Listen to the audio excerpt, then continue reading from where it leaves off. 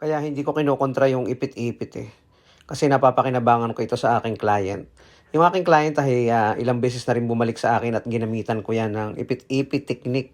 So nagustuhan niya at satisfy siya kaya paulit-ulit siyang bumabalik sa atin para gupitan nating muli.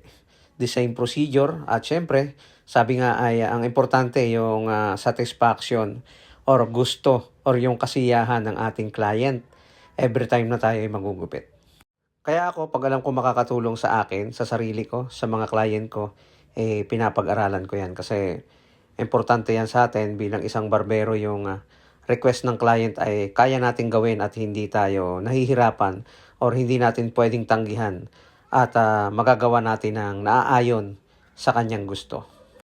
Kaya yung ating proseso na ginawa dito ay ipit-ipit na naman. Ay bay, siyempre, para sa akin, gusto ko lang din matutunan yung mga iba't ibang klase ng pamamaraan paggugupit. Kasi kapag may client tayo na medyo kakaiba yung gusto sa buhok, abay, siyempre, may pamamaraan tayo na pwede nating gawin para sa kanya. Para sa akin ay importante rin to na meron tayong konting kaalaman dahil nakakatulong din naman ito para sa proseso na ating ginagawa. So, wala namang problema sa paliwanag ng mga ibang barbero kung sa traditional technique ay nakakagupit sila ng mga ganitong klase ng gupit ay mas mabuti po yun at least ay talagang ang mga barberong Pinoy ay mahuhusay pagdating sa paggugupit.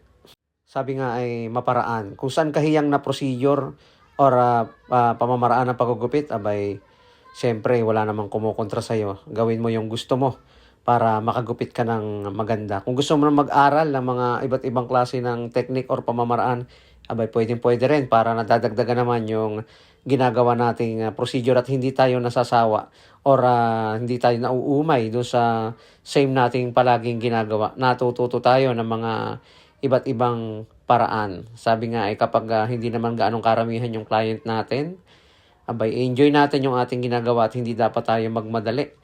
Kasi yung ating pagiging barbero ay may value yan, may halaga yan. Kapag maayos yung gupit mo ay may extra kang tip sa iyong kliyente at may extra bayad yan kapag nasatisfy siya sa inyong gupit na ginawa. Never stop learning, everyday is improvement, yan yung mahalaga. Kailangan sa pang-araw-araw nating ginagawa ay meron tayong challenge at meron tayong ginagawa na dapat ay mas makabuluhan sa mga sarili natin. Kaya kahit nahihirapan tayo sa proseso na ginagawa natin, ay patuloy nating ginagawa yan. Hindi tayo dadalawang isip na paulit-ulit na gawin. At baka sakali ay madagdagan pa rin yung ating matututunan at masasanay tayo. At least kahit papano, sa dami ng ating nagugupitan ay wala tayong tatanggihan. Lahat natin ay kakayanin kung marami tayong pamamaraan na ginagawa sa paggugupit. Maraming salamat mga kabarberos. At sana ay meron kayong konting natutunan or idea sa mga ganitong klase ng gupit. Ang importante ay nagawa natin ng maayos yung gusto ng client natin. Yan yung ating gustong mangyari, yung masatisfy or maging maayos yung gupit na ginawa natin ayon sa kanyang gusto.